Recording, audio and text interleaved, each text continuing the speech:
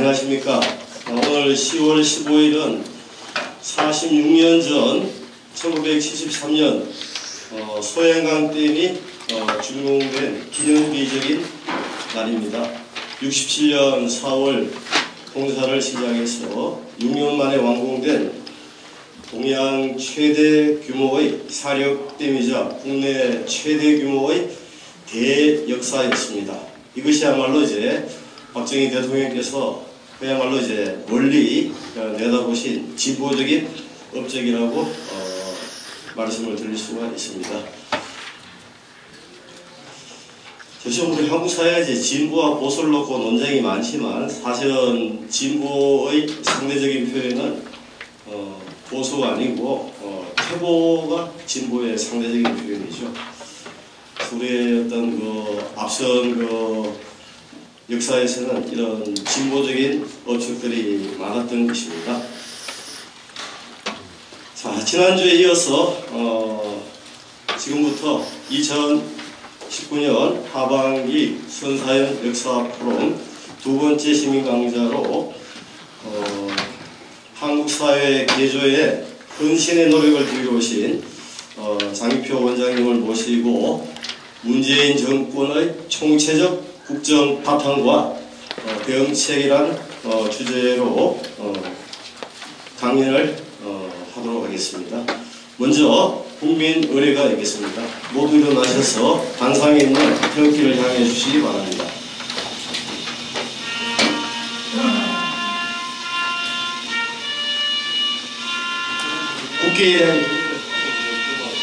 국기에 대하여 경례. 나는 자랑스러운 태극기 아래 자유롭고 정의로운 대한민국의 무궁한 영광을 위하여 충성을 다할 것을 굳게 다짐합니다.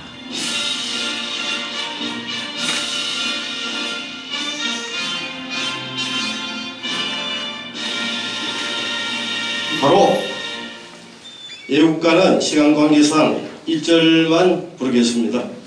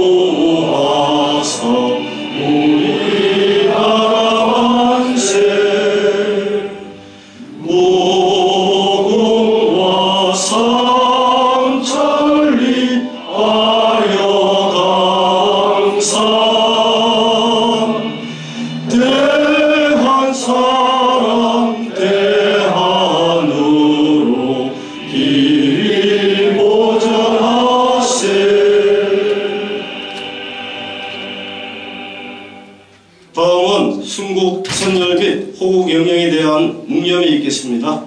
묵념.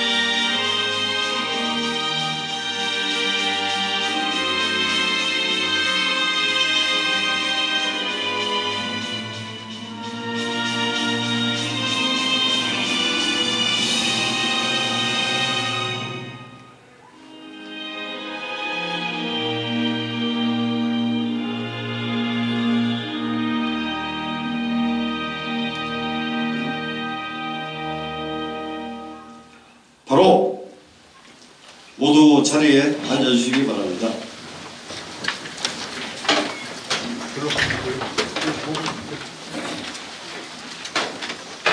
자, 다음은 윤계식 선진사회 만들기 연대 이사장님이시자 선살 역사포럼 공동대표에서 인사말 및 감사 소개가 있겠습니다.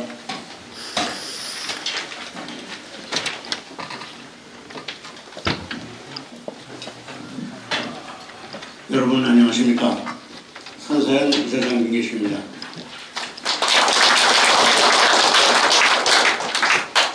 봉사담화신 중에도 나라의 앞날을 걱정하는 마음에서 이렇게 오늘 참석해 주신 대국 국민 여러분께 깊은 감사를 드립니다.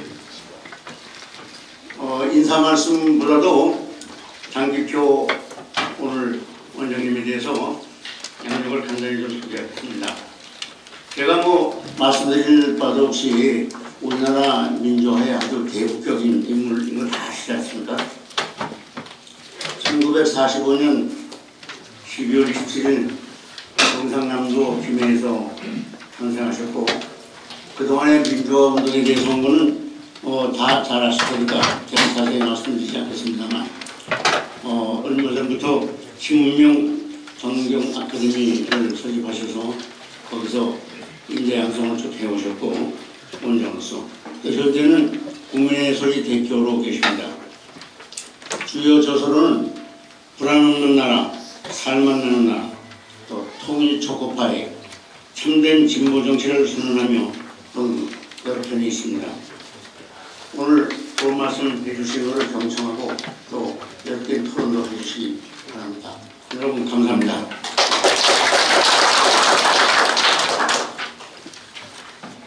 자, 그럼 강연 시작하겠습니다. 예, 여러분 뵙게 돼서 반갑습니다. 제가 지난번에 우리 선생님 전화를 받고 저 좀 바쁘기도 하고 그래서 그냥 오라 그랬어. 가겠다 그냥 또 들어와서 제가 얼마나 후회를 했는지 모릅니다. 예, 다 여기 제가 정말 모시고 강의를 들어야 될 분들이 여기 계셔서 정말 오늘 제가 무슨 말씀을 드려야 될지 아주 당혹스럽다는 말씀을 드립니다. 그러나 어차피 요즘 사실 이 정보가 대중화되고 또 지식이 평준화된 그런 사회가 되어가지고 누가 누구한테 가르치고 배우고 할 그런 입장이 잘 아닙니다. 우리 함께 오늘 이 나라가 직면한 문제들에 대해서 논의도 해보고 또 이 해결책도 한번 모색해보는 그런 자리가 되었으면 좋겠습니다. 그러나 오늘 제가 어차피 여기 썼으니까 제가 발제하는 차원에서 몇 말씀 먼저 드리도록 하겠습니다. 근데 오늘 제가 여기 자꾸 또 원고를 써달라 그래서 제가 좀 몇 자 쓰다가 솔직히 말해 요즘 바쁘고 그래서 뒷부분은 좀 충실히 하지 못해서 죄송한데 그거 지금 제가 다 그 써놓은 거는 다 신문에 나는 거 다 보고 정리해 놓은 겁니다. 그래서 그 별 참고할 게 없습니다. 그래서 제가 오늘은 여러 가지 그 써놓기는 제목은 달아놨지만 그 중에 두 부분에 대해서 제가 좀 집중적으로 저도 말씀드리고 또 우리 선생님들의 의견도 듣고 또 함께 그 방안을 모색해 갔으면 합니다. 하나는 이 국가 안보와 관련된 문제, 즉 북한 핵 문제와 관련해서 제 생각을 조금은 소상하게 말씀드리고 또 다른 하나는 이 여러 가지 지금 나라가 어려운데 이걸 어떻게 하면 극복할 수 있겠는지 이와 관련해서 제가 발제 말씀드리고 발제하면서 함께 우리 논의 모색해 볼 수 있게 되기를 바랍니다. 이걸 전제로 그래도 조금 또 형식적인 요건을 갖추어야 되기 때문에 제가 또 제목을 또 그렇잖아도 문재인 정권의 총체적 국정 타탄이라고 또 거창하게 붙여놨습니다. 근데 여기 계신 분들 중에도 왜 꼭 그 문재인 정권의 이 국정 운영이 총체적으로 타탄났다고 과연 볼 수가 있느냐 하는 데 대한 이런 의문의 제기가 있을 수 있습니다. 저는 세상의 어떤 일에 대해서도 저는 견해가 다양하다고 생각합니다. 우리 선생님들하고 선생님끼리도 저하고 그렇고 뭐 견해가 똑같으면 우리 올 필요가 뭐 있습니까? 생각이 다릅니다. 생각이 다르지 한쪽은 옳고 한쪽은 틀리다. 저는 이거는 아니라고 생각합니다. 생각이 다를 뿐입니다. 또 이 생각이 다름을 인정을 해야 이게 이 사회를 유지할 수가 있습니다. 특히 민주주의 사회를 저는 유지할 수 있다고 생각합니다. 그러나 저는 정치를 해온 사람으로서 제가 지금 말씀드리는 부분에 대해서는 저 나름으로는 굉장히 확신합니다. 저는 확신해야 됩니다. 정치하는 사람은 우리 사회에 일어나는 여러 가지 문제에 대해서 자기 나름대로 해법이 있다고 자부를 할 때 정치를 해야 되지, 그 문제 뭐 해법 나도 잘 모르겠다 그럼 정치하면 안 됩니다. 그건 모르겠다 하면서 정치하는 것은 겸손이 아니라 저는 그것이야말로 저는 오히려 건방지고 오만한 거라고 생각합니다. 저는 그래서 저 나름대로 해법을 갖고 있는데 그걸 오늘 제가 말씀을 드릴 겁니다. 그러나 그것이 정답이라고는 진심으로 생각하지 않습니다. 제가 어떻게 하느님도 아닌데 정답을 합니까? 저 생각이 그렇다는 것을 이해해 주시기 바랍니다. 이 말씀을 드리는 것은 제가 주장하는 바가 굉장히 우리 선생님들하고 생각하고는 다른 점도 많이 있을 수 있기 때문입니다. 그렇고요. 그 다음에 이제 국정운영이라 그러면 주로 경제, 또 교육, 문화, 국방, 통일, 외교 이런 거 아니겠습니까? 제가 이걸 다 지금 제가 쭉 나열할 일은 없고 중요한 부분은 제가 이 제목만 나열하겠습니다. 경제 문제, 경제가 참 어렵습니다. 진짜 어렵습니다. 요즘 공단에 가면요 약 한 40% 정도는 문 닫았습니다. 저는 고향이 김해인데 얼마 전에 김해에 갔는데 김해는 진짜 난개발이 돼가지고 아주 공장이 우리 동네에 많이 들어서 있습니다. 그 한 반 정도는 다 문 닫았습니다. 진짜 어렵습니다. 그런데 이 문재인 정부는 이 경제가 어렵다는 것을 인정을 안 하려고 합니다. 특히 최저임금 잘 아시는 것 같이 짧게 말씀드립니다. 최저임금 인상 때문에요 굉장히 어려워졌습니다. 최저임금 인상이라 그러니까 마치 저소득 즉 저임금 노동자들의 임금을 올려주는 거니까 저소득층을 위한 것 같지만 실제로는 저소득층을 더 어렵게 만들었습니다. 지난 2월 2018년 4분기에는 소득 1분위 하위 20%의 계층의 소득은 17%가 떨어졌습니다. 소득 5분위 상위 20%의 계층은 소득이 11% 올랐습니다. 그러니까 최저임금, 물론 최저임금 인상만은 아니지만 최저임금 인상 때문이라고 해도 과언이 아닙니다. 왜냐하면 최저임금 인상으로 말미암아서 소득 하위 20%의 임금 소득은 36%가 떨어졌습니다. 이게 왜 떨어지느냐? 최저임금을 올려버리니까요. 잘 실직을 해본 거예요. 실직을 임금은 올려준다 했는데 직장인을 실직해버리기에는 임금이 제로가 돼보지 않습니까? 이런 결과가 나왔습니다. 조금 전에 말씀드린 이 통계는 그냥 어떤 연구소가 발표한 통계가 아니라 대한민국 국가기관인 통계청의 가계 동향에 의한 그 조사입니다. 국가기관이 발표한 겁니다. 이런 결과에 대해서 문재인 대통령은 뭐라고 답변했느냐면 그 뒤에도 한국 경제는 옳은 방향으로 잘 가고 있다. 또 어제도 또 잘 가고 있다 그러는데 그때 당시 한 1년 전쯤에 문재인 대통령은 뭐라고 말을 했느냐면 문재인 정부의 경제정책이 옳음을 국민이 아직 체감하지 못해서 그렇다. 이래 말했습니다. 통계로 다 확인됐는데도 아직 체감하지 못해서 그렇다. 도대체 통계청이 미국 통계청입니까? 대한민국 대통령, 문재인 대통령 휘하에 있는 통계청 아닙니까? 그래서 문재인 대통령은 잘못을 인정하지 않습니다.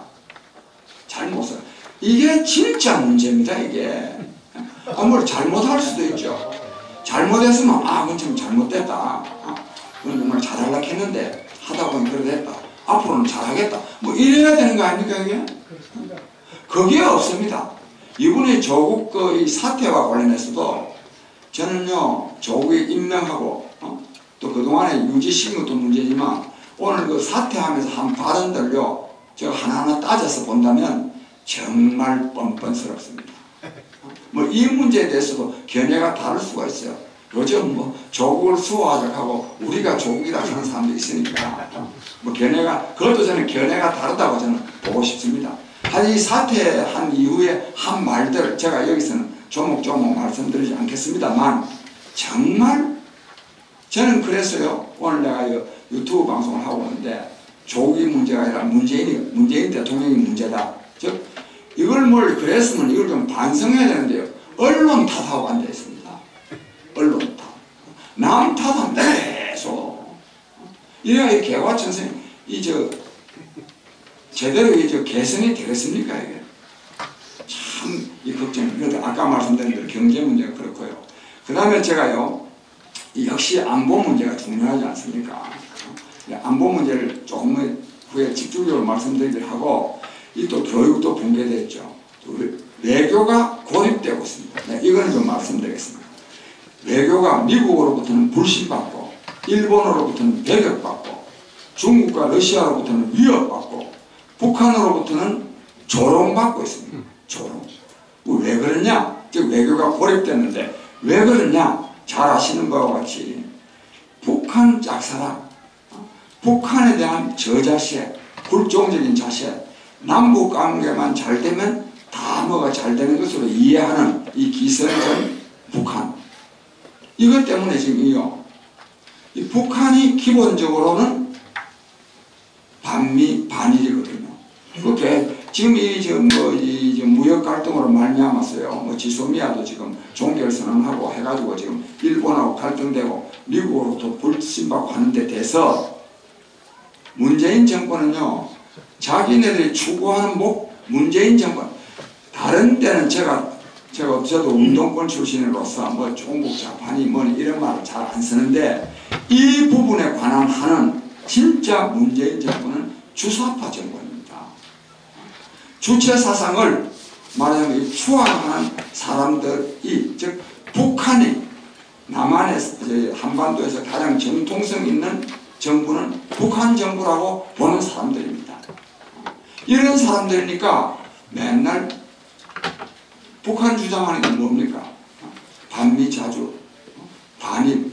그게 지금 어떤 점에서는 문재인 정권을 추종하는 사람들은 최근에 이 미국으로부터 불신받고 일본으로부터 배격받는 것, 즉 미국과 소원하고 일본과 완전히 갈등 관계에 있는 것이 아마 자기네들 목표가 상당히 관철되었다고 생각할 정도입니다. 이게. 그런 정권이다가 보니까 이런 사태가 초래된 겁니다. 즉 북한 짝사랑. 그런데 이처럼 북한 짝사랑, 북한하고 관계가 좋으면 즉 남북 관계가 좋아지면 뭐 다른 거는 좀 못해도 괜찮다. 이게 옛날에 노무현 대통령이 안 그랬습니까? 남북 관계만 좋아지면 다른 건 다 깽판 쳐도 괜찮다고. 이런 사고에 지금 묻혀져 있습니다. 그런데 이처럼 북한 짝사랑하고 북한에 대해서 불종적인 자세를 취하고 남북 관계만 좋아지려고 하다가 했는데 그 결과가 미국과 관계도 안 좋고 일본과도 안 좋고 중국과 러시아로서도 위협받는 이런 상황에 처했는데 그러면 남북 관계는 좋으냐? 남북 관계가 좋습니까? 남북 관계가 완전히 파탄입니다.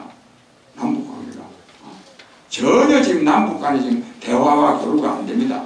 이번에 축구하는 거 이거는 월드컵 경기니까 공식적인 행사니까 이거는 안 할 수가 없어서 남한 팀이 가서 하게 됐지. 저는 만약에 월드컵 문제가 아니라면 남한 축구팀 저는 초청도 안 한다고 생각합니다. 그것도 또 중계도 못하게 하지 않습니까?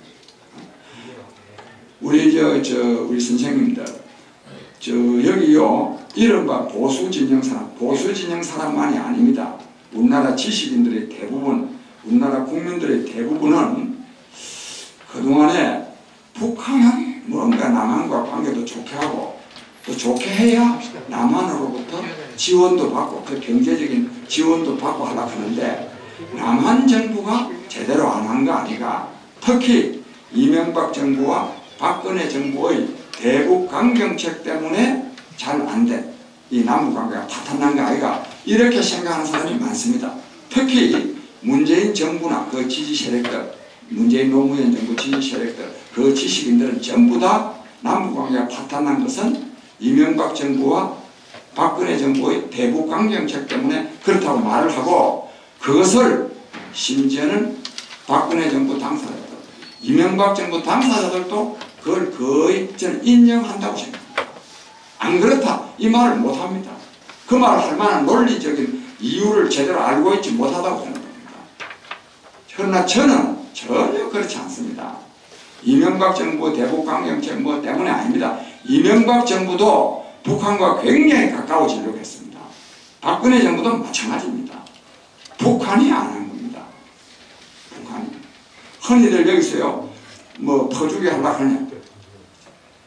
뭐 또 무슨 좀 강경하게 나오면 더 많은 것을 받아내기 위해서 그런 것 아닌가. 저는 그렇게 생각하지 않습니다. 저는 안 그렇다고 봅니다.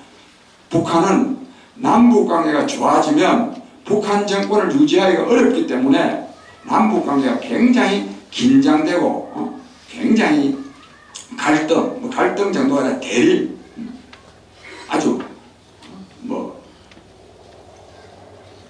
그런 상태가 유지되기를 바라고 그걸 계속 해옵니다.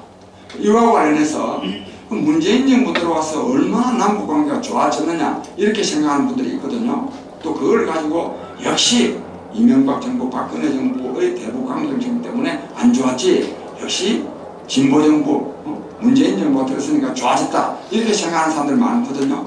전혀 그렇지 않습니다. 문재인 정부가 출범한 날은 2017년 5월 10일인데 그때부터요 연말까지요 북한에서요 남한에 대해서 눈 한 번 주지 않았습니다. 2018년 작년 1월 1일부터 확 바뀐 겁니다. 왜 그러면, 그러니까 문재인 정부 들어서 사이가 좋아진 게 아닙니다. 작년 1월 달에는 북한이 핵무기를 보유하다가 보니까 트럼프 정부한테서부터 한 방 얻어맞을 것도 같고, 그리고 2017년 10월 달부터 중국이 대북 경제 제재를 팍 했기 때문에 도저히 북한 정부가 더 이상 견딜 수가 없어서 북미 회담을 하기 위해서 남한을 이용한 겁니다. 올림픽을 이용해서 썩 나온 것이지. 그래가지고 이제 한동안 1년여 동안 딱 1년이죠. 1년. 지난 2월 말, 금년 2월 말까지 한 1년여 동안 사이가 좀 좋은 것 같았죠. 또 그 사이에 북한은 이제는 핵무기 개발에 치중하지 않고 경제 개발에 치중한다. 그래서 이제는 앞으로 개혁 개방할 거다. 뭐 중국식이냐 베트남식이냐 얼마나 많은 해설들을 했습니까? 지금 그거 다 들어가고 있습니다. 전부 헛소리입니다. 저는 그때도 무슨 너무 베트남식이고 중국식이냐 근본적으로 안 한다. 저는 북한은요 개혁 개방을 안 한다고 생각합니다.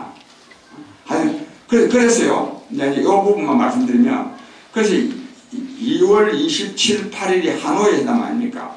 하노이 회담이 끝나고 나서요 한 3일 만에요 북한은 개성에 있던 남북 연락사무소 나오는 사람들이 한쪽에서 한 30명씩 되는데 3일 만에요 완전히 철수해 붙습니다. 금방 철수하니까 너무 좀 개명적지 않습니까?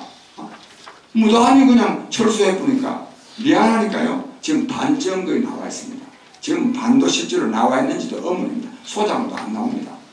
거의 지금 개성에 있는 남북 연락사무소 있으나 말입니다. 즉 그 이후에요 일체 차단하지 않습니까? 여기가 뭐 800만 달러를 보내겠다, 뭐 50만 달러 살 지원을 하겠다, 뭐 이래 하는데 한 개도 안 받지 않습니까? 자꾸만 이러니까 뭐라 그러느냐? 뭐라고 말하느냐 하면 오지랖 넓게 뭐 중재자니 촉진자니 뭐하고 오지랖 넓게 돌아다니지 마라. 미국과 북한의 문제는 우리가 해결하는 거지 나만 너가 끼어들 일이 아니다. 그 다음 또 문재인 대통령이 뭐 물 밑에서 대화하고 있다는데 물 밑에서 대화하기는 무슨 대화를 하느냐. 그런 헛소리 하지 마라. 여기다가 어떤 말까지 최근에는 한 달 여사에 들었냐면 겁먹은 개가 요란하게 짖는다. 삶은 소대가리. 뭐 삶은 소대가리가 강천대소할 일이다. 이런 소리를 심지어는요 맞을 짓 하지 말라 이런 말을 이 어린애들한테는 하는 말 아닙니까? 맞을 짓 하지 말라. 일체 관계하지 않습니다.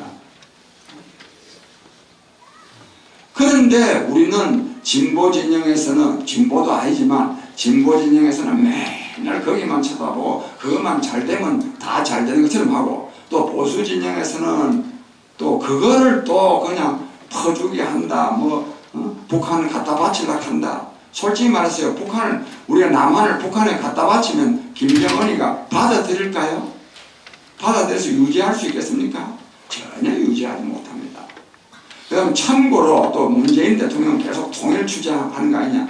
근본적으로요 남한 주사파는 91년 2년도까지는 통일을 주장했습니다. 왜? 그때 통일을 하면 북한이 남한을 흡수하는 통일이 될 수도 있기 때문에 그 이후에는 근본적으로 통일은 배격합니다. 뭘 주장하냐? 평화만 강조합니다. 평화라는 건 뭐냐? 남북한 정권 평화 공존하는 겁니다. 평화만 주장한다. 그래서 지금 올림픽 그런 거 휴전선에 있는 공원 올레길도 평화 올레길이고 얼마 전에 수영대 하는 것도 뭐 평화대회고 그 평창 올림픽도 평화 전부 평화입니다. 통일은 없습니다.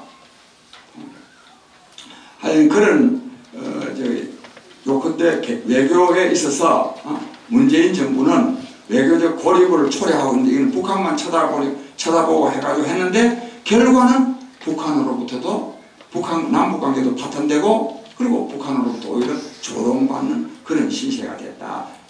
이렇게 생각합니다. 그 다음에 교육 문제나 딴 게 있는데요. 그거는 좀 이따가 말씀드리고 생략하고 제가 오늘 집중적으로 말씀드릴 부분은 북한 핵 문제와 이 한반도 남한이 처한 상황 이 문제와 조금 이제 요즘 정치적으로 복잡한데 어떻게 하면 여기 계신 분들 중에 뭐 문재인 정부가 계속되기를 바라는 분들도 계시겠지만 제 생각에 저는 그렇습니다. 문재인 정부는 끝장 내려고 하면 결국 정치적으로 잘해야 되는데 이 문제에 대해서 제 생각도 좀 말씀드리고 우리 선생님의 또 고견도 듣도록 하겠습니다.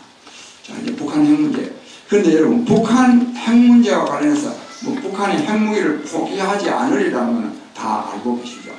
미국 트럼프 대통령이 북한의 핵무기 폐기를 위해서 노력하는 것 같습니까? 아니요, 안 합니다. 좀 의심이 들죠? 예? 언제부터 의심 들었습니까? 처음부터 싱가포르부터. 아, 처음부터요? 아이고, 그럼 제가 진작 선생님을 찾아뵀어요. 저는 좀 늦게부터 알아요. 처음부터요? 처음부터는 아닙니다. 저는 처음부터는 아니고, 트럼프는 성격상 진짜 북폭하려고 그랬습니다. 하려고 그랬는데, 그 중간에 제가 생략합니다. 아주 드릴 말씀이 있지만, 제가 이 문제와 관련해서, 즉, 북한 핵 문제에 대한 미국 트럼프 대통령의 생각이 어떤지에 대해서는 상당히 중요한 문제이기 때문에 제가 이걸 장문의 글을 써가지고 페이스북에다 올린 일이 있습니다. 이것도 영어로도 제가 번역도 해가지고 올려놓은 일이 있습니다. 근데 제가 그 말씀을 다 드릴 수는 없고 트럼프는 지금 북한의 핵무기를 용인하고 있습니다. 그런데 왜 용인하느냐입니다. 그것은 북한의 핵무기를 용인하는 대신에 중국을 북한을 중국 편에서부터 떼어내서 미국 편에 서게 하겠다는 겁니다. 미국의 최대 대외 정책은 북한 핵 해결이 아니라 중국 포위 전략이기 때문에 그 중국 포위 전략에 북한을 끌어들이겠다는 겁니다. 이 이유로 트럼프는 지금 북한의 핵무기를 용인하고 있습니다. 근데 이 계기가 언제냐 하면요. 2018년 작년이죠. 작년 6월 12일 날 싱가포르 회담 안 했습니까? 그런데 싱가포르 회담을 하기 열흘 전에 정확하게는 열 이틀 전에 5월 31일 날 북한 노동당 김영철 부위원장이 미국에 갔습니다. 김정은 위원장의 특사로 트럼프 대통령 만나러 갔는데 트럼프 대통령을 만나러 워싱턴으로 간 것이 아니라 일부러 뉴욕으로 갔어요. 뉴욕에 가서 폼페오 장관을 뉴욕으로 불렀습니다. 불러서 폼페오 장관을 만나가지고 폼 장관, 우리 이번에 김정은 위원장이 트럼프 대통령을 만나면 이 말씀을 드릴 거요. 지금까지는 우리 북한이 중국과 동맹관계를 맺고 이래 지내왔지만 그때 이미 벌써 중국하고 사이가 안 좋습니다. 6년 동안에 정상회담은 안 했는데요. 그렇지만 어쨌든 중국 편에 서 있으나 앞으로는 우리가 미국 편에 설 거예요. 그걸 이번에 김정은 위원장이 트럼프 대통령을 만나면 그 말씀을 할 거예요. 그러니까 좀 북한 핵 문제에 대해서 너무 닥달을 좀 하지 말아달라고 하시오.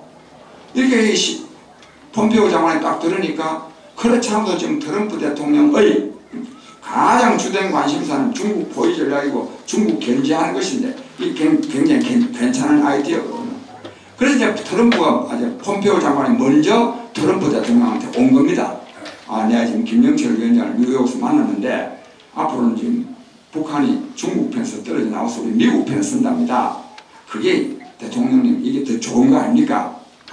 그러면서 핵 문제에 대해서 너무 좀 닥달하지 말아달라고 말이에요. 심지어 또 북한이 만약에 미국 편에 쓴다면 핵무기 갖고 있는 것도 나쁘지 않은 거 아닙니까? 트럼프가 그때 뿅 간 겁니다. 이게 맞다고 본 겁니다. 이것이 미국의 국가 이익에 부합한다고 본 겁니다. 그래서요, 김영철 위원장이 6월 1일 날 가서 만났거든요. 트럼프 대통령 만담하고 나오는데 김영철 위원장이 나오는데 트럼프 대통령이 차에까지 따라 나와가지고 전송하는 거 대서특필된 거 여러분 기억나십니까? 예. 기억나죠? 예. 아주 대서특필됐습니다. 야, 도대체 김영철이가 뭐라고 말해야 대통령이 차에까지 성룡차까지 따라 나와서 이렇게 전송을 하느냐. 대서특필. 왜 그러냐. 조금 전에 말한 그것 때문에 얼마나 좋습니까? 트럼프로서는. 그날로부터요. 트럼프 대통령의 북한 핵 문제에 대한 입장은 완전히 물거품 된 겁니다. 제가 그래서 글도 썼습니다. 트럼프 대통령의 대북한 핵 인식은 왜 느슨해졌느냐. 그때 느슨해졌습니다. 그 다음에요, 6월 12일 싱가포르 정상회담 하기 전에 벌써 허물허물해졌습니다. 근데 6월 12일 싱가포르 정상회담에서요, 다음 4가지 사항을 합의했는데 이 4가지 사항에 북한의 비핵화가 들어있지 않습니다. 비핵화가 없어요. 4가지 사항은 1번은 뭐냐 하면 새로운 북미 관계의 수립입니다. 2번은 한반도의 완전하고도 항구적인 평화체제의 수립입니다. 그럼 3번은 비핵화와 관련된 건데 조금 더. 그럼 4번은 미군 유해 송환을 합의한 겁니다. 1번과 2번, 4번의 주어는 미합중국과 조선민주주의 인민공화국 두 나라입니다. 둘 다입니다. 3번이 중요합니다. 3번은 뭐냐면 주어가 조선민주주의 인민공화국 하나뿐입니다. 뭐라고 말했냐? 조선민주주의 인민공화국은 4.27 판문점 선언을 재확인하며 한반도의 완전한 비핵화를 향하여 노력할 것을 다짐한다. 이래 되어 있습니다. 미국하고 합의한 것도 아니에요. 그거는 일방적으로 북한이 일방적으로 그냥 발표한 겁니다. 그런데 그 내용이 4.27 판문점 선언을 재확인하며 4.27 판문점 선언에는 북한의 비핵화가 안 들어있습니다. 그래서 문재인 대통령이 4.27 판문점 선언을 발표했을 때 우리나라 기자들이 청와대에다 물으니까 문재인 대통령이 뭐라고 답변했냐면 북한의 비핵화는 북미 회담에서 할 거다. 그래서 우리의 남북 회담에서는 안 했다. 이렇게 했거든요. 또 북미 회담에서는 4.27 판문점 선언으로 넘어가고 이래 지금 되는 건데 아무것도 없는 것 가지고 그 다음에 그래서 이제 판문점 선언을 재확인하며 하는 거는 그건 벌써 비핵화가 없다는 겁니다. 북한의 비핵화. 그 다음에 이게 중요한데요.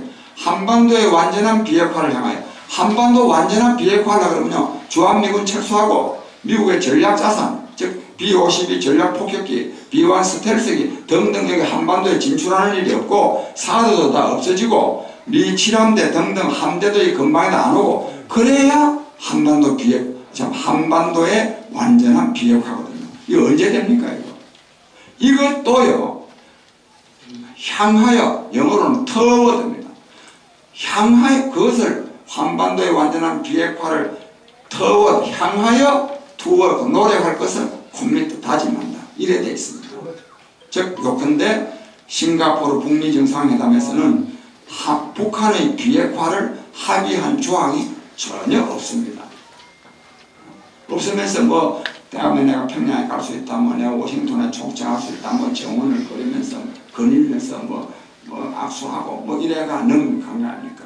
그 다음에 그래서 근데 미국에서 이제 미국 이건 트럼프 생각입니다. 트럼프 대통령의 생각이고 트럼프 정부의 생각이지 미국 국민들은 이걸 용인하지 않습니다. 계속 지금 트럼프는 지금 속이고 있는 겁니다.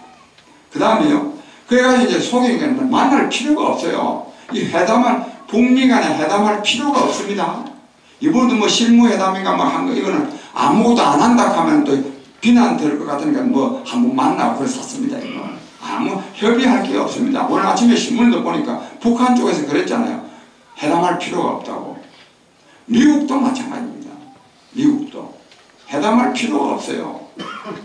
그런데 한 번씩 해사는 거는 너무 안 하면 네 비핵화 안 하는 거 아니까 익하니까 뭐 설설설설 하는 거고 또 이제 특히 미국 선거가 있기 때문에 지금 쇼를 조금 더 하고 좀 더 급하면 또 북한하고 좀 더 북한으로 하여금 좀 더 양보하고 뭐 이런 쇼를 할 겁니다. 그래서 트럼프가 예를 들면 재선이 된다면 이걸 공공연하게 밝힐 겁니다.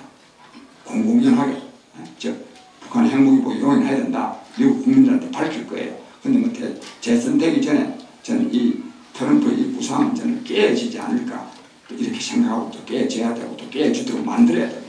하여튼 그렇고요. 그래서 이제 너무 안 하려고 하니까 안 되니까 금년 2월 27일, 28일 하노이 회담 했지 않습니까? 이 하노이 회담 때 뭐 스몰 딜이냐 빅 딜이냐 그래가지고 또 결과는 또 뭐 노 딜이다 결렬이 아닙니다. 하노이 회담은 트럼프의 생각을 그대로 관철한 겁니다. 왜? 어차피 북한의 핵무기 보유를 용인하는 대신에 북한을 미국 편에 끌어내는 대신에 용인하기로 했는데 뭐 하려고 뭐 영변 핵시설 그 설 데도 없는 거 그거 폐기하는 거 그런 거 뭐 약속받고 그럴 거 뭐 있습니까? 왜 또 이 트럼프가 이렇게 좀 고심을 하느냐 하면 북한을 중국에서부터 떼어내서 미국 편에 서게 하는 게 그렇게 쉬운 게 아닙니다. 북한이 그래 하고는 싶지만 굉장히 북한 정권으로서는 겁나는 거 아닙니까? 중국이 겁나죠. 굉장히 겁납니다. 그래서 참 서고는 싶고 또 쓰려고도 하지만 중국의 눈치를 보지 않을 수가 없는 거예요. 그렇기 때문에 트럼프로서는 더 김정은으로 하여금 미국의 편에 서게 할 필요가 있는 거예요. 그래서 확 노딜을 한 겁니다. 이거는 뭐 결렬된 것이 아니라 트럼프의 작전입니다. 저는 그렇게 봅니다. 그 다음에 중요한 건 6월 30일 날 판문점 회담인데요. 깜짝 회담인데 이 판문점에서의 깜짝 회담이야말로 북한이 아주 공식적으로 트럼프 대통령이 공식적으로 북한의 핵무기 보유를 용인한 겁니다. 그날 용인한 겁니다. 그런데 용인해놔. 그래서 이 50분 동안 만나서 대화에는요 핵 문제는 핵자도 안 나왔습니다. 자기들끼리 두 사람 대화에서는 관계 좋게 하는 거. 그리고 밖에 나와서는 설정 뭐라고 말했냐. 2, 3주 안에 실무회담이 열릴 거다. 그렇게 해야 이제 컴프라치가 되는 거 아닙니까? 또 미국 돌아가서는 뭐라고 말하느냐. 트럼프 대통령은 시간에 구애받을 필요가 없다. 완전히 우리 국민 여러분 우리가 여기에 놀아나면 되겠습니까? 저는요 여기 우리나라의 보수 세력한테 보수를 보수인지 하더니 그런 성향의 분들이에요. 이건 트럼프예요. 이러한 기만을 우리가 폭로 규탄해야 됩니다. 그래야 미국 국민들이 야 트럼프 이거 말하지 맨날 뭐 북한 만나가지고 뭐 핵 문제 해결한다 하더니 그 핵 문제에 대해서 가장 중요 당사자인 대한민국 사람들이, 대한민국 정부가, 대한민국 국민들이 트럼프를 쇼하지 마라 이렇게 말해야 되는 거 아닙니까? 그래야 트럼프가 이 짓거리를 못할 거 아닙니까? 저는 그렇게 생각합니다. 근데 우리 남한에서 최대의 당사자인 우리가 맨날 거기 덜러리나 쓰던 거예요. 트럼프 환영이나 하고. 참 그날요 트럼프가 이렇게 북한 핵무기보를 용인하는 걸 했는데도 광화문에서는 이른바 보수진영 사람들은 트럼프 환영대를 하고, 이제 트럼프를 규탄해야 될 사람들은 트럼프 환영대 하고, 트럼프가 북한의 핵무기 보유를 용인하는 것을 정말 환영해야 될 이 땅의 가짜 진보 세력들은 노 트럼프 했습니다. 노 트럼프 아웃 했습니다. 이런 일이 한두 가지가 아닙니다. 이 대한민국에는 이런 참 이상야릇한 일이요 굉장히 많이 벌어지고 있습니다. 정말 저는 우리 국민들이 정신 차려야 된다는 것이 제 생각입니다. 하여튼 그렇고요. 그러고 나서 그런데요. 그러고 나서요. 이 판문점 6월 30일 그거는 핵무기 보유 용인하고 북미 관계 좋도록 하고 했기 때문에 그 6월 30일 이후에 7월 초에는요. 북한에서요. 이 환영 군중대회가 열렸습니다. 왜? 그동안에 정말 이 관철하려고 했던 즉 핵무기 보유 용인 받는 거, 북미 관계 좋게 만드는 거, 이게 이루어진 거거든요. 그래서 그 뒤에 돌아가서도요, 트럼프 뭐라 했습니까? 뭐 사랑에 빠졌다는 동, 나는 관계가 좋다는 동, 김정은 위원장과 나와의 관계는 좋다는 동, 뭐 예술작품과 같은 뭐 편지를 받았다는 동, 뭐 절적성적도 보여주고 이런 쇼를 합니다. 최근에는 아시는 바와 같이 미사일을 지금 11발째나 쏴도 아무 말 안 합니다. 심지어는 뭐라고 말했냐? 그거다 어느 나라든지 자위적인 차원에서 다 무기 개발하고 시험하는 거 아이가? 이렇게 말했습니다. 심지어는 또 한 3, 4일 전에는 3, 4일 전에가 아니라 또 한 달쯤 전에도 이런 비슷한 일이 있었는데 특히 3, 4일 전에는 영국, 독일, 프랑스가 주도해가지고 유엔 안보리 이사회를 즉 북한이 유엔 안보리 결의를 위반한 것을 규탄하기 위해서 또 거기에 대한 대책을 마련하기 위해서 안보리를 소집했는데 미국은 빠졌죠? 빠졌습니다. 한국하고 미국은 빠졌습니다. 이러는데도 우리가 트럼프가 맨날 북한 핵 문제 해결하기 위해서 뭐 회담하고 또 앞으로도 회담하자 한다고 이렇게 믿으면 이거 되겠습니까? 믿으면 안 되죠. 저는 그렇게 생각합니다. 트럼프. 그런데 그래서 내가 아까 말씀드린 이걸 우리가 규탄해야 됩니다. 그리고 또 참고로 한미 관계가 돈독해야 되죠. 한미 동맹이 강화돼야 되죠. 그러나요 우리가요 당당해야 한미 관계가 돈독해집니다. 우리가 당당하지 못하면 우리는 무시당합니다. 한미 동맹이 안 됩니다. 요건 좀 이따 그래서 이런 상황입니다. 이렇게 되니까요 우리 남한은 대한민국은 어떤 운명에 처하고 있느냐면 지금 이런 상황입니다. 북미일이요 동맹관계를 지금 나아가고 있습니다. 나아가고 싶어하고 또 실제로 나아가는 측면이 있습니다. 근데 이대로는 저는 안 되려고 보지만 또 안 돼야 되고 한미일 동맹이 아니고 북미일 동맹이 되라고 합니다. 여기에 덜러리 써주는 사람이 누구냐? 문재인 정부입니다. 오히려 이걸 뒷받침해 뭐 지소미아 파기 뭐 이런 거 아니었습니까? 저는 이런 실정이라고. 그런데 근데 이와 제가 이 북미일이라 하면 북한하고 미국하고는 뭐 가까워진다는 거 당신이 좀 전에 말했지만 일본은 어떠느냐? 일본의 경우에 제가 말씀드릴게요. 6월 31일이요. 지난 6월 31일이 북한에서 두 번째 미사일을 발사한 날입니다. 이날 아베 수상한테 기자들이 물었습니다. 마침 그 아베가 외국에 나갈 해외여행 날짜가 돼가지고 아침에 기자들이 가서 수상 관제가 물으니까 방금 오늘 아침에 말이에요. 또 북한에서 미사일을 쏘았는데 어떻게 생각하느냐. 그러니까요. 아베 수상이 뭐라고 말했냐면 여러분 선생님들 아마 기억하실 거예요. 북한의 미사일 발사는 일본의 안보와는 아무 상관이 없다. 이런 말을 한 거 혹시 기억나십니까? 말했습니다. 이날요 요 말 보태서 다음 세 가지를 말했는데, 북한의 미사일 발사는 일본의 안보와는 상관없다. 두 번째로는 뭐라 했냐면요, 무조건 북미 회담이 열려야 된다. 또 하나는 뭐냐면 북한 문제는 미국과 협의한다. 이렇게 말했습니다. 북한 핵 문제가 아닙니다. 왜 이래 말했냐? 6월 30일 이전에 6월 중순에 트럼프 대통령이 일본에 가서 일주일 동안 머물렀지 않습니까? 아베하고 뭐 골프를 5번 치고 밥도 먹고 일주일 동안 한 나라에 머물렀어요. 이것도 참 있을 수 있는지 모르겠어요. 그러니까 뭐라고 말했다고 보느냐 하면, 트럼프 대통령이 아베 수상한테, 아베 수상, 우리가 말이요, 우리한테 지금 가장 큰 문제는 중국 견제 아니에요. 중국 포위 전략 아니에요. 내가 중국 포위 전략에 북한을 끌어들이려고 하니까 아베 수상도 그 점을 알고 북한과 관계를 좋게 하시오. 나는 이랬다고 봅니다. 그랬기 때문에 미사일 발사나 일본의 안보와는 상관없다. 무조건 북미회담, 북일회담 열려야 된다. 북한 문제는 미국과 협의한다. 저는 이렇게 말했다고 생각합니다. 즉 이렇게 꼭 저는 이대로 되어가지 않아야 되고 또 되지 않을 가능성도 있지만, 현재 트럼프의 정부의 생각은 저는 이렇다고 보는 겁니다. 이러려면 이게 또 이래 될 수도 있는, 어느 정도 지금 되어 왔어요.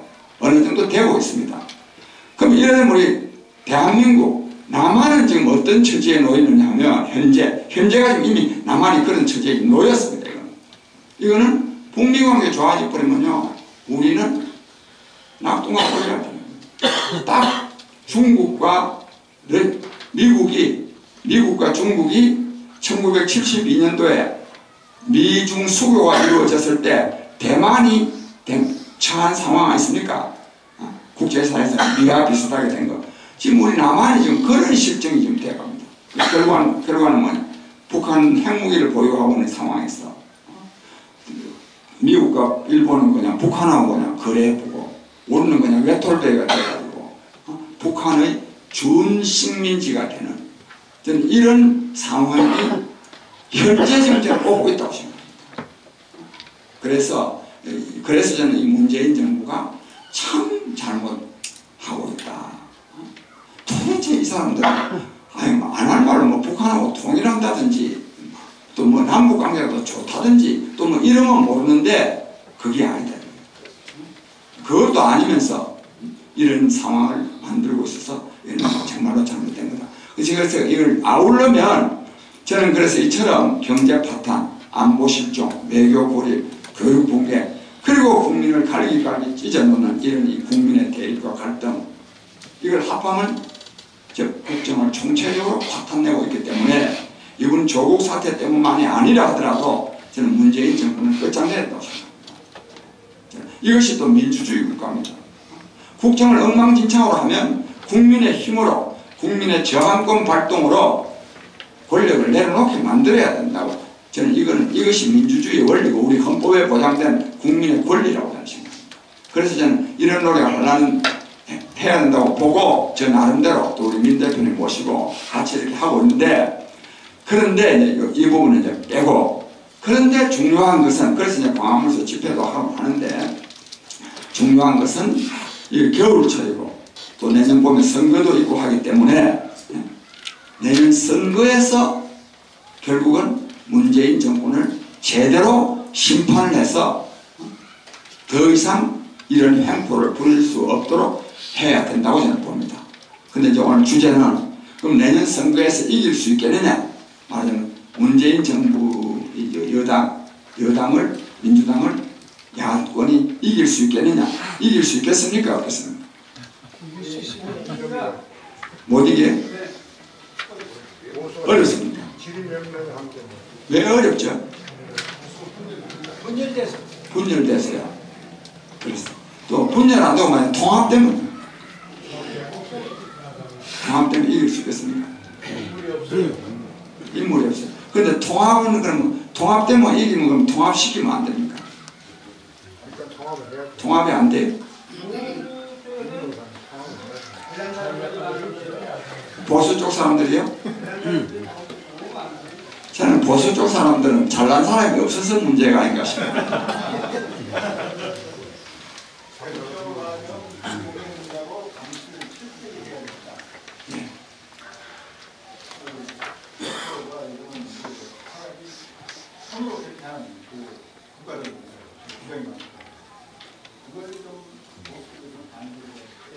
예, 뭐 그 말씀도 뭐 일리가 있고요. 근데 그거는 오늘은 좀 논해라. 그건 사실 굉장히 기술적인 문제고 잘 몰랐어. 근데요, 내년 총선에서 야당 또는 야권이 이겨야 됩니다. 만약에 못 이기면요, 당신들 아무리 무슨 국정 파탄이 뭐니 비판해서도 국민은 우리를 지지하는데 무슨 헛소리 하느냐 안 가겠습니까? 저거 멋대로 하죠. 또 이렇게나 잘못하는데 이걸 국민의 힘으로 제압하지 못한다면 정말 이민을 가든지 나라를 포기하든지 해야 되는 거 아닙니까? 그럼에도 불구하고 이게 만만치 않은 것 또한 우리 현실 아닙니까? 네? 현실입니다. 왜? 야당이 제대로 못하기 때문에. 이제 문재인 정권이 이렇게나 조국 같은 사람 임명해놓고 밀어다 붙이고 하는 거요. 뭐냐? 야당을 완전히 무시하는 겁니다. 또 무시당할 만한 상황에 있습니다. 야당이. 박근혜 대통령에 대한 탄핵은 그 새누리당에 대한 탄핵, 즉 자유한국당 탄핵받은 정당 아닙니까? 국민으로부터 탄핵받고도 전혀 반성 한마디 안 하는데, 반성 한 번 안 하는데 국민이 왜 그걸 또 지지합니까? 그 다음에 여론조사가 조작이다 그러지만은 여론조사를요 마구잡이로 조작을 못합니다. 왜? 한국당 자체 기관에서도 여론조사를 하는데요. 여론조사 너무 조작을 하면 안 됩니다. 좀 조작이 있지만 완전히 조작을 하면 안 됩니다. 계속 지금까지요 민주당 지지율은 35% 전후였고 한국당 지지율은 25% 전후라고 합니다. 이게 근 2년 동안 지속되어 왔지 않습니까? 잘 안 바뀝니다. 이번에 지금 조국이기 때문에 좀 비슷한데도 왔다 갔다 하는데 이게 또요 화를 부릅니다. 이게. 한국당 지지율이 좀 올라간 것이 문재인 정권을 끝내는데 기여하는 것이 아니라 이게 독이 될 수가 있습니다. 독이. 그건 좀 이따. 요컨대 우리 선생님들이 걱정하시는 바와 같이 그냥 선거를 치러도 이기 어려운 판에 야권이 또 분열되어 있고 이랬어요. 어렵다. 어떻게 하면 이게 통합도 하고 어떻게 해야 되겠습니까? 장원장님께서 그거는 제가 좀 말씀드릴게요. 예? 제가 정답을 말씀드리는 게 아니라 제 생각 이건 왜냐하면 논의를 많은 논의를 필요로 하기 때문에 저는 이렇게 생각합니다. 저는 이런저런 사정으로 봐서 저는 한국에 새로운 정치 세력이 나와야 한다고 생각합니다. 새로운 정치 세력. 이미 기존 정치 세력이 국민으로부터 지지받지 못하고 있기 때문에도 그렇지만 세계적으로도 이미 문명사적인 대전환기를 맞이해서 말하면 그 국가사회의 운영을 책임질 정치 세력이 새로 나와야 되는 겁니다. 내가 이 말씀부터 먼저 드리면 미국 아니습니까? 트럼프가 저런 많은 문제를 안고 있음에도 불구하고 정말 정치 아웃사이더가 공화당을 접수하고 민주당을 이겨서 집권까지 했거든요. 이것은 트럼프의 뛰어난 능력 또 내놓은 그 정책이 미국 국민들의 지지를 받은 탓도 있지만 이것은 워싱턴 정치에 대한 미국 국민의 불신의 표시입니다. 트럼프가 중요한데 불구하고 얘는 워싱턴 정치 끝장내야 된다. 이 현상은 미국에만 있는 게 아니라 프랑스도 마찬가지입니다. 마크롱은 앙마르슈라고 하는 당은 있었지만 국회의원 한 명도 없었고 신생정당이고 무소속 후보입니다. 사실상. 그런데 사회당과 그 국민연합 그 프랑스를 계속 몇백 년 동안 유지되어 온 그 당들을 다 물리치고 마크롱이 딱 대통령 됐지 않습니까? 이탈리아의 쿠레스도 말하겠습니다. 요즘 또 우크라이나 또 젤렌스키도 그렇고 또 가까운 또 필리핀의 두테르테도 필리핀 나라가 아시는 바와 같이 루손성 24개 가문 출신이 아니면 국회의원도 잘 될 수 없는 나라입니다. 그런데 그 저기 민다나오 섬 저 조그만 섬의 시장이 범죄 소탕 하나 내걸고 필리핀의 대통령이 될 겁니다. 이는 범죄 소탕이 좋았어가 아니라 즉 이제 필리핀 국민들이 볼 때 너가 24개 가문이 하는 그 정치 이제 좀 끝장내자. 저는 이렇더라고요. 한국도 마찬가지입니다. 우리나라에서 안철수 현상은 바로 이걸 말합니다. 안철수가 좋고 뭐 유능하고 안철수가 대통령 되면 잘할 것 같아서 다기보담도 이제는 기존 정치권을 끝내야 된다. 저는 이것이 각 나라의 민심이고 이 민심은 시대 정신의 반영입니다. 왜? 오늘 이 시대는 지난날과는 전혀 다른 새로운 시대, 즉 산업의 정보화로 말미암아서 산업구조, 인구구성, 사회관계, 사회구조, 인간의 욕구와 희망, 즉 이 문명입니다. 이게 산업구조, 인구구성 이런 게 다 문명이 바뀌기 때문에, 즉 새로운 문명시대가 돌아오기 때문에 사회운영 원리, 국가운영 원리도 새로운 게 나와야 됩니다. 이걸 국가운영 원리를 정립해가지고 실현해 나가는 게 정치란 말이에요. 즉 정치가 근본적으로 바뀌어야 됩니다. 그래서 근본적으로 바뀌어야 되는데 이게 아주 순리적으로 좋은 준비 잘하고 뭐 한 사람, 한 정책, 한 사람 이래가 바뀌는 게 아니라 역사의 대전환기에는 일단 바꿔놓고 봐야 돼요. 즉 앙샹 레짐을 때려 파괴나 놓고 그 다음부터 이제 또 새로 출발하는 겁니다. 이것이 또 프랑스 혁명 아닙니까? 프랑스 혁명이 제대로 정착된 것은 1789년 프랑스 혁명 이후에 200년 동안 지속됐습니다. 이 과도기가. 앙샹 레짐을, 즉 구체제를 근본적으로 파괴해야 되는 겁니다. 저는 이러한 현상이 우리나라도 일어나야 되기 때문에도 새로운 정치 세력이 나와야 됩니다. 저는 이걸 정말로 우리 여기 계신 선생님들이요, 다음에요 오늘 저녁까지 만나가지고 딱 결의를 딱 해가지고요, 저는 다 한 분도 빠짐없이 딱 합의하면요, 이게 신문에도 대설 특별대로 해가지고요 새로운 정치 세력이 아주 성공적으로 나타낼 수 있습니다. 나타난다고 저는 생각합니다. 그 정도로 한 그릇이 나와야 되고, 다른 하나는 야권을 통합해야 되는데, 야권을 통합하려는데 지금 이대로 놔두면 통합이 되느냐? 안 됩니다. 특히 이분이 조국 사태로 말미암아서 한국당 사람들이 야 이분 그만 여러 가지 뭐 좀 이기 어려울 것 같은데 이분이 조국 사태 때문에 어지간하면 이제 우리 한국당 후보들이 이길 수 있다 이런 생각을 많이 하고, 특히 영남 지역 의원들이 그런 생각을 또 많이 할 거 아닙니까? 그런데 한나라당, 한국당은 영남 지역 의원들이 꽉 잡고 있는데, 그러면 황교안 대표 계속 밀어가지고 이 당을 만약 쇄신하게 되면 잘못하면 후보가 안 되니까 자칫하면 그러니까 계속 가는 겁니다. 그래서 지금 조국 사태는 아까 선생님들 어느 사람들이 뭐 한나라당이 뭐 전혀 의원직 전원 사퇴해야 된다. 뭐 황교안 씨가 나는 뭐 대통령이 안 나가겠다. 이 문재인 정권 맞서서 싸우기만 하겠다. 뭐 이런 요청들이 있는데 이게 다 이제 무겁게 됩니다. 즉 한나라당 그대로 갈 가능성이 굉장히 큽니다. 또 바른미래당에 대해서는 제가 긴 설명드리지 않는데 이건 완전히 콩가루 집안 아닙니까? 콩가루 집안인데 여기 이제 일부는 이제 한국당 오고 싶고 또 다른 일부는 또 민주평화당하고 해봐요. 또 호남당 만들고 싶고 한데 이것도 또 뭐 잘 안 되고 이런 상황이거든요. 결국 양당 체제로 가는 겁니다. 양당 체제로 가면 못 이깁니다. 물론 이 못 이긴다고 말하는 것도 저도 참 무책임하고요. 국민을 모독하는 것입니다. 이런 말 함부로 하면 안 되죠. 왜?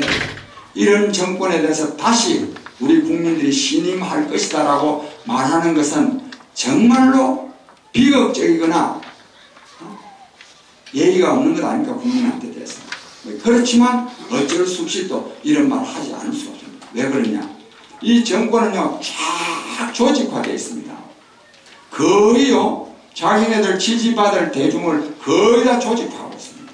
이게 옛날에 운동권, 시민운동권, 뭐 등등, 여기다가요, 국가 재정을 완전히 조직화해서 먹고 있습니다. 아시는 바와 같이 예타 면제로 24조 원, 생활 SOC라 그래서 동네 뭐 조그마한 도서관, 체육관 하는데 8조 6천억 원, 또 이 일자리 예산이 24조 원, 실업 예산이 16조, 이게 다 비슷한 같은 말입니다. 전부 다 일자리 예산 가니까 되면 일자리 만드는데 그냥 그게 아닙니다.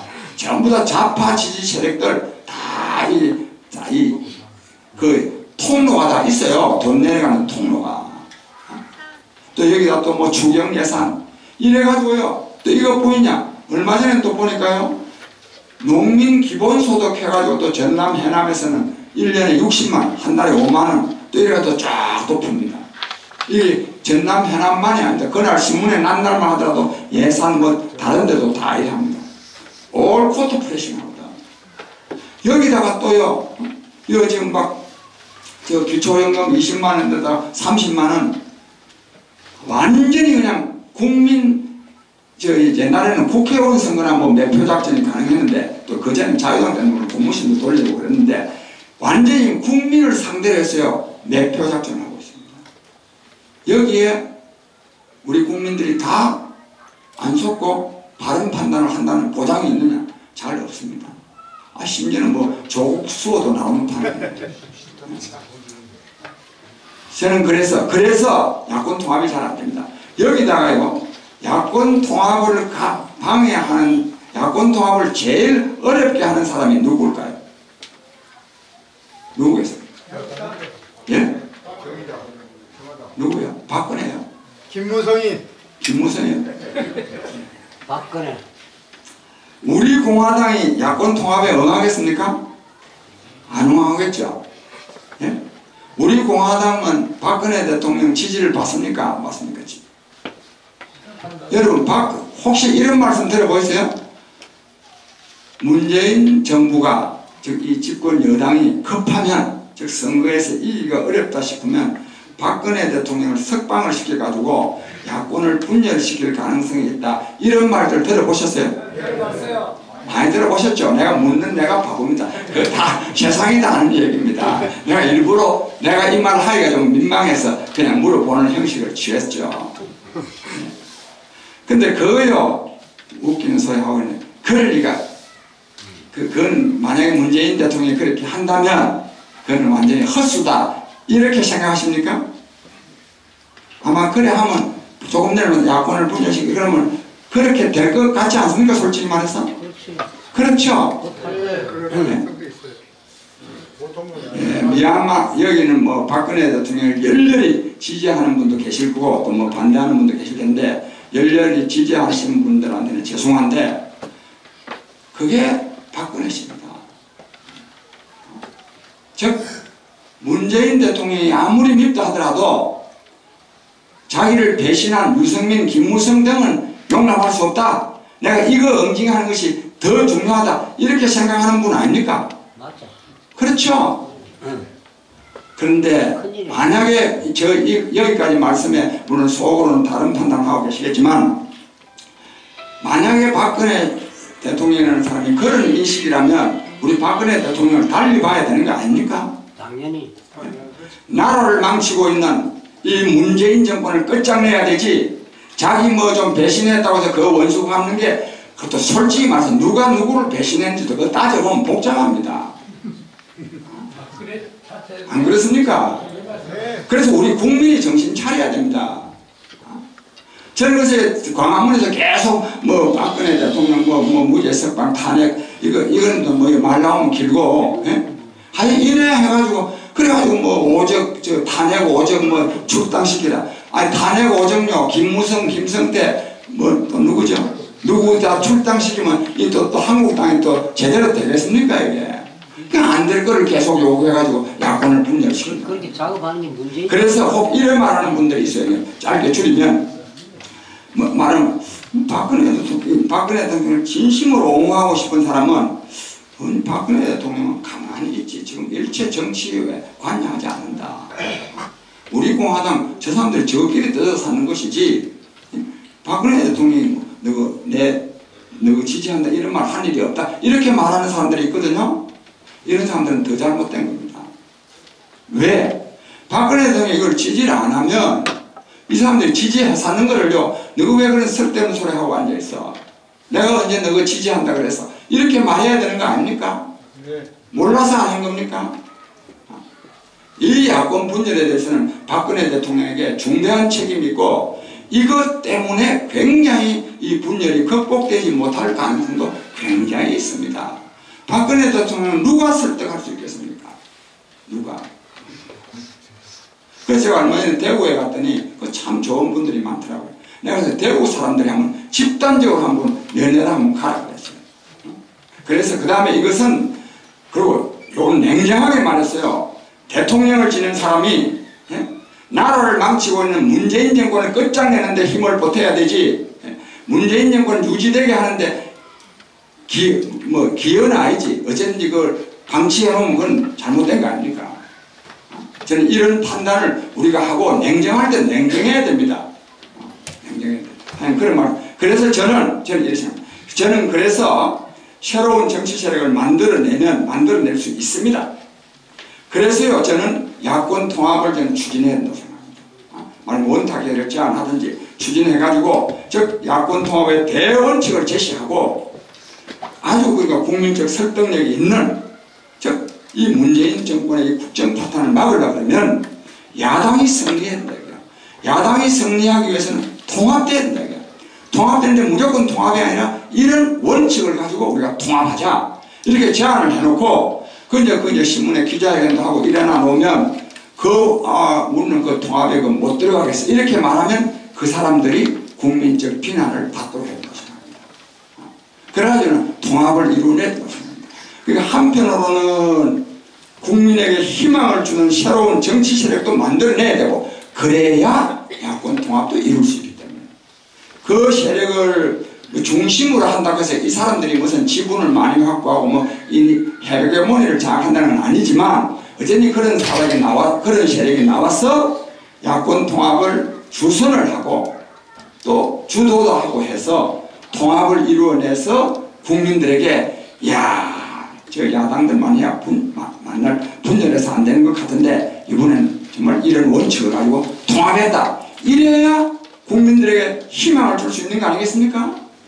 이러면은 정말로 그동안에 불신해왔던 사람들도 지지를 한단 말입니다. 특히 인간은 본질적으로 기회주의적인 측면이 있습니다. 그래서 저쪽에 붙으려고 하던 사람들도 이쪽에 앞으로 승리할 것 같다 싶어서 붙고 이래 안 하겠습니까? 저는 그렇게 하면 저는 승리할 수 있다고 생각합니다. 그래서 저는 우리 민 대표님 모시고 또 다른 우리 선생님들과 함께 저는 이런 새로운 정치 세력을 만들어내야 되고, 그리고 이 새로운 정치 세력은 계속 독구다이를 해가지고 또 야권을 분열시키는 역할을 하는 것이 아니라 야권 통합도 이루어내서 마침내 문재인 정권을 끝장낼 수 있는 중요한 정치적인 토대를 저는 마련해야 된다고 생각합니다. 감사합니다. 질문. 제가 진행할게요. 혹시 질문하실 것은 질책하시거나 질문하실 것은.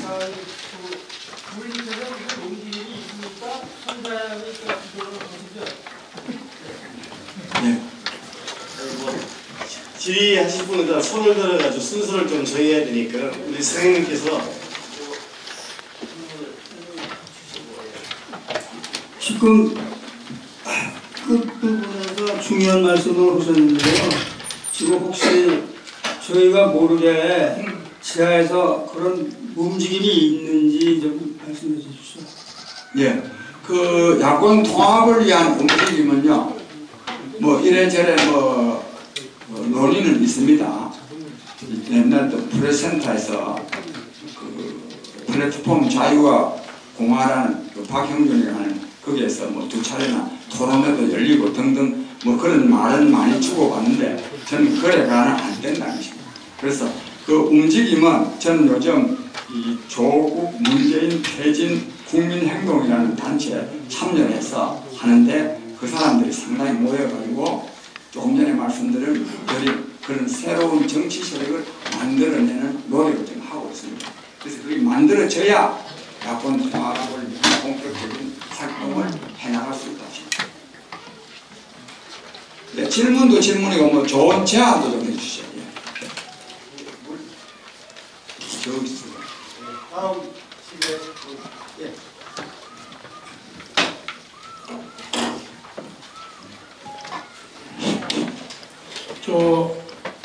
낮은 단계 연방제와 과거에 그 노태우 정부에서 부르짖었던 그 국가연합, 요 차이점이 뭔지 좀 구체적으로 좀 설명을 좀 해주세요. 예. 어렵던데요. 저 질문도 이제 하더니 낮은 단계 연방제 하락하는 거 아니냐 이런 말씀인데요. 아까도 말씀드렸지만 북한은 남한하고 관계가 좋아지는 것을 원하지 않습니다. 아까 말씀드렸잖아요. 절대로 원하지 않습니다. 이거는요, 노무현 대통령과 김정일 위원장이 2007년 10월 4일날 14공동선언을 발표했습니까? 그때 노무현 대통령, 김정일 위원장 대화록이라는 게 있습니다.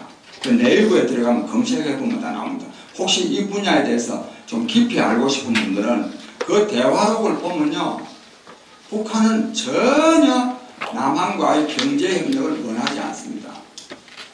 아주 원하지 않습니다.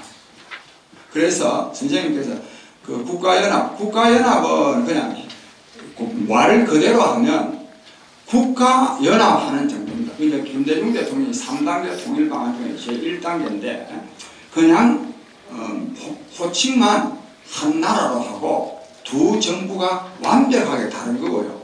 이제 연방제로 가면 연방이니까 상당히 좀 더 진전되죠. 진전되는데 저는 뭐 그 차이는 그 설명하기에 따라서 얼마나 다르고 그건 별 차이가 없다고 생각합니다. 그 다음에 저는 오늘 아침에 제가 7시에 아시아 포럼이라는 데 가서 강연을 했는데 그때의 주제는 북한 핵 문제와 민족 통일이었습니다. 북한 핵 문제와 민족 통일. 저는 이 북한 핵 문제를 해결하려고 그러면 저는 민족 통일을 해야 된다고 생각합니다. 저는 그리고 이 시대야말로 민족 통일을 이룰 수 있는 적기라고 생각합니다. 북한이 만약에 핵무기를 보유하고 있지 않다면 통일하기 굉장히 힘듭니다. 북한이 핵무기를 보유하고 있기 때문에 저는 통일을 이룰 수 있다고 생각합니다. 그래서 저는 이 적기라고 보기 때문에 저는 이 제대로 된 정부가 들어선다면 한 2년 안에 통일할 수 있도록 정책을 쫙 밀고 나가야 된다고 생각합니다. 정말로 저는 이걸 하고 싶은 사람은 가능합니다. 가능하고 이와 관련해서 우려하는 사람들이 우리 남한은요 양쪽 진영이 다 지금은 통일에 대해서 시큰둥합니다. 통일 바라지 않습니다. 이른바 보수 진영에서는 통일 비용을 걱정해서 통일 후에 혼란, 통일 후에 좀 더 어려워질 것 같아서 걱정해서 반대하고요. 이른바 진보 진영은 흡수 통일을 반대합니다. 통일을 반대합니다. 지금 문재인 정권 지지 세력, 임종석이 등등은요 근본적으로 통일을 반대하는 사람들입니다. 왜? 현 단계에서 통일을 하게 되면 남한이 북한을 흡수하는 통일이 될 수밖에 없다고 봐서 통일을 반대합니다. 양쪽이 다 통일을 반대합니다. 저는 그런데 앞에 그 문제, 통일이 되면요 통일 비용도 안 들고 통일 후에 혼란도 없습니다. 어떻게 되느냐? 통일되어서 남북을 때려 섞거나 그러면 엉망진창됩니다. 우리는 감당할 수가 없습니다. 우리는 서독이 아닙니다. 또 북한도 동독이 아닙니다. 동독보다 훨씬 더 못하고 남한은 서독보다 못합니다. 하여튼 그래서 저는 이 휴전선을 거의 그대로 두고 출입을 통제해야 된다고 생각합니다. 출입을. 그렇게 하면 통일 비용도 많이 안 들고 혼란도 없이 얼마나 통일할 수 있다 이렇게 생각합니다. 그래서 우리 선생님 질문에 대해서는 저는 뭐 국가연합에는 낮은 단계, 얼마나 낮은 단계가 문제인데 대략 뭐 그런 의미라고 보십니다. 예, 저기 허남이라는 사람인데요. 지금 요 주제와 관련해서 우리나라는 자유민주주의, 시장경제 이런 시스템을 가지고 현재까지 와 있는 거고, 그것이 남한이고, 북한은 일단 독재입니다. 독재 국가하고 이 자유민주주의 국가하고 어떻게 통일이 됩니까? 이걸 하려면은 동질성 회복을 위한 여러 가지 아이템을 양 국가가 서로 그걸 내서 실현 가능한 것부터 우선순위로 이렇게 해야 되는데, 그렇게 하지 않고 이건 시장의 야바오군들이 국민들을 속이는 것처럼 해가지고 마치 통일이 될 것처럼 하는 이런 작태에 대해서는 우리가 당연히 대격해야 된다고 생각합니다. 감사합니다. 예, 그래서요, 통일과 관련해서요, 통일에는 이 무력 통일과 평화 통일이 있고요. 평화 통일은 이제 보통 합의에 의한 통일도 있고 협수 통일도 있는데, 합의에 의해서 통일된 일은 없습니다. 이 지구상에 지금까지 인류 역사상 없습니다. 1993년도에 예멘이 좀 그랬는데 1년 후에요, 북예멘이 남예멘 그냥 협격해봤습니다. 그래서 없고요. 결국은 협수통일이거나 무력통일인데, 무력통일을 빼고 협수통일밖에 없습니다. 협수통일은 뭐냐? 북한 정권이 붕괴돼야 됩니다. 또 김정은 위원 정권은 붕괴돼야 됩니다. 이것은 민족의 통일을 위해서도 붕괴돼야 되지만, 우리 북한 동포들을 빈곤과 공포로부터 벗어나게 하기 위해서 통일해야 됩니다. 그 다음에 선생님이 말씀하신 그걸 이제 보통 통일학자들이 많이 주장하는데요. 이런 거 뭐 연착륙, 즉 북한을 연착륙시킨 다음에 북한을 좀 경제도 발전시키고 사회도 좀 안정시키고 정치도 좀 발전시키면 그 다음에 대화와 교류 뭐 협상을 통해서 통일한다. 북한은 그래 하지 않습니다. 되지 않습니다. 또 이런 식으로 통일도 또 없습니다. 이게. 그런데 그렇게 북한이 그래 되느냐? 안 됩니다. 그렇게 연착륙이 되지 않습니다. 그래서 통일 문제 말하는 연구하는 사람들이 맨날 그 주장하거든요. 그건 굉장히 그럴듯해 보이지만 전혀 현실적이지 않습니다. 우선 현실적이지 않은 것은 그런 통일은 없었고, 또 하나는 북한이 그렇게 하지 않습니다. 북한이 연착륙하지 않습니다. 저는요, 이 통일 정책을 통해서 북한 정권을 붕괴시킬 수 있다고 생각합니다. 있고, 그거는 이제 다음에 혹 기회가 있으면 말씀드릴 것이고, 우리가 남한에서 관여하지 않는다 하더라도 북한 정권이 오래 못 갈 가능성이 있습니다. 또 오래 못 가야 됩니다. 그 다음에 이 말씀 안 하면, 이대로 좀 두면요, 중국이 북한을 그대로 두지 않습니다. 중국은 절대로 북한의 핵무기 보유를 용인하지 않습니다. 미국은 용인해도, 심지어는 멍청한 이 남한은 용인해도 중국은 용인하지 않습니다. 왜? 중국은 북한의 핵무기 보유를 용인하면, 즉 북한의 핵무기 보유가 기정사실이 되면 북한은 반드시 미국 편에 서게 되어 있습니다. 중국하고는 사이가 나빠집니다. 이거를 제대로 말한 사람이 누구냐면 상하이에는 화둥대학의 선저화 교수입니다. 선저화 교수. 우리나라도 몇 번 와서 뭐 강의도 하고 그랬는데 맞습니다. 이거는. 그래서 중국은 절대로 용납하지 않는데, 그동안의 중국은 미국을 통해서 북한의 핵무기를 없애려고 했습니다. 그 이유가 있습니다. 그런데 미국이요, 북한의 핵무기를 용인하면서 미국 편으로 끌어들이려고 그러거든요. 중국이 이걸 용납하겠습니까? 어떻게 되느냐? 김정은 정권 붕괴시켜야 됩니다. 붕괴시키고 핵무기 없애고 친중 정권을 들어 세워서 북한을 중국에 예속시킵니다. 이것이 동북 공정의 궁극적인 목표입니다. 지금 중국은 지금 이 시나리오를 저는 굉장히 짜고 있다고 생각합니다. 짜고 있습니다. 그 다음에 북한이 지금 계속 동해를 보고 미사일 쏘는 거, 이거는요, 단순히 그냥 실험하는 게 아니라 중국을 겨냥한 것도 굉장히 있습니다. 북한이 한편으로는 중국 밑보이지 않기 위해서, 중국 비위 건드리지 않기 위해서 한편 노력하는 것도 있지만, 다른 한편으로는 중국 너가 우리 손대면 우리도 그냥 있지 않는다. 이걸 지금 보여주고 있다고 저는 생각합니다. 그래서 그렇기 때문에 중국도 자꾸만 더 시간을 끌면 안 되죠. 그래서 저는 중국이 진중 쿠데타를 일으킬 가능성이 이제 북한 내 진중 쿠데타를 일으킬 가능성이 있고 이거는 가능합니다. 내가 중국 사람 옛날에 많이 만났는데 이건 충분히 가능합니다. 이러면 우리는 어떻게 되냐? 우리는 큰일 납니다.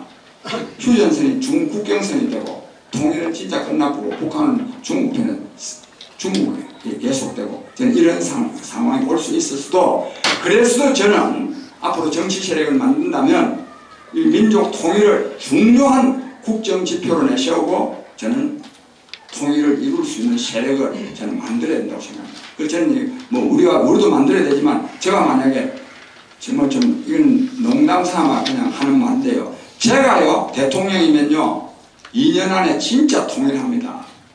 북한 정권 붕괴시키고 통일합니다. 박수 한번 제가 우리 마상꾼이 됐어요. 네? 저 박수 쳤어요.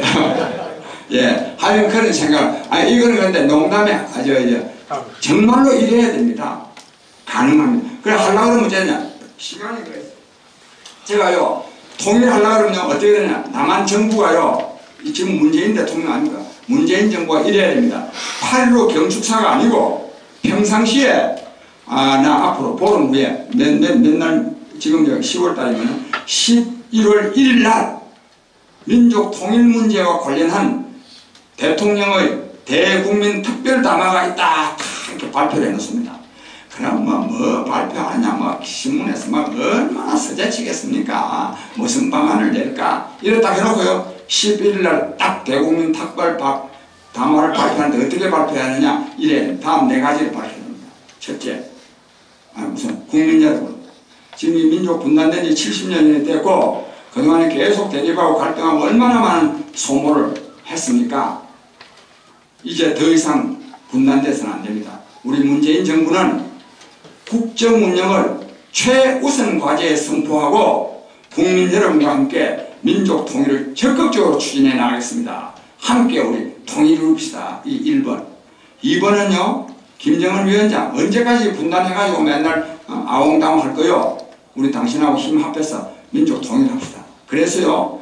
민족 통일을 위한 즉 이산가족 이런 게 아니고 민족 통일을 위한 남북 정상회담을 탁 제안합니다. 그럼 세 번째는요. 북한 동포들에게 통일 메시지를 밝혀야 됩니다. 북한 동포 여러분 우리 통일해가지고 함께 잘 삽시다. 이걸 A4 용지 딱 하나 해가지고 딱 밝히면 어떤 식으로든지 북한 인민들한테 전달됩니다. 북한 인민들이 빈곤과 공포로부터 벗어날 수 있는 유일한 길은 어쩌면 민족 통일입니다. 굉장히 바랍니다. 그 다음에 4번째로는요. 미리 사전에 다 미국과 중국을 교섭해 놓는데 이게 가능할까? 이게 가능합니다. 오늘 생략하는데요. 이게 가능합니다. 즉 중국과 미국을 설득해서 남한 중심의 한반도 통일에 중국과 미국이 동의하도록 만들어야 됩니다.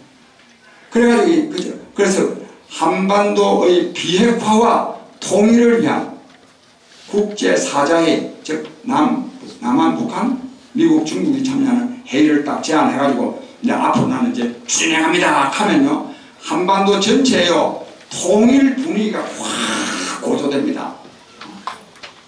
통일에 역행하는 놈은 못되게 못 살도록 만들어야 됩니다. 그렇게 되면서 한쪽은 또 이제 김정은이한테 또 이제 뭘 보내야 됩니다. 보내가지고 야 김정은이 너 통일에 동의하라. 근데 이제 통일되면 여기 못 살 거니까 내가 뭐 한 100억 달러 좀 주겠다. 네가 뭐 러시아 가서 살든지 아르헨티나 가서 살든지 내가 100억 달러 준다. 네 데리고 가고 싶은 사람들 다 데려가라. 이래 하든지 네 기어이 통일 반대하고 거기 있다가 그냥 가족하고 다 그냥 다 죽을래. 둘 중에 선택하라 그래. 저는 이렇게 하고 하면 그러면 중국에 사주하지 않는 쿠데타도 일어날 수가 있습니다. 저는 이래가지고 김정은 정권을 붕괴시키고 남한 중심의 통일을 하고 그리고 통일된 한반도는요 진짜 우리 연민 대표님 항상 강조하시는 바대로 우리 한민족이 웅비할 수 있습니다. 우리는 지금요 대한민국은 약소국가가 아닙니다. 무슨 맨날 약소국가에 서러움이 어떻고 지정학적으로 어떻고 그런 다 옛날 얘기입니다.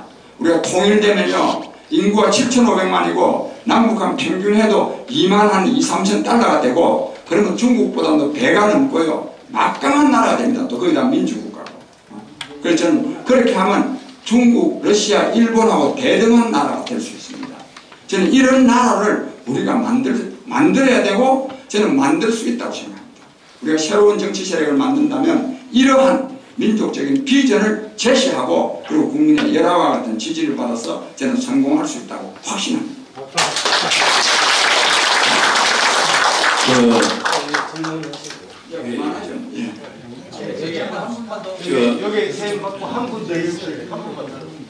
장기표 원장님 오늘 좋은 말씀 해주셔서 감사합니다. 근데 제가 그 장기표 원장님을 지상으로든가 화면으로 많이 보긴 봤지만 오늘 직접 뵙게 돼서 반갑습니다. 근데 제가 그 수수께끼가 하나 있어요.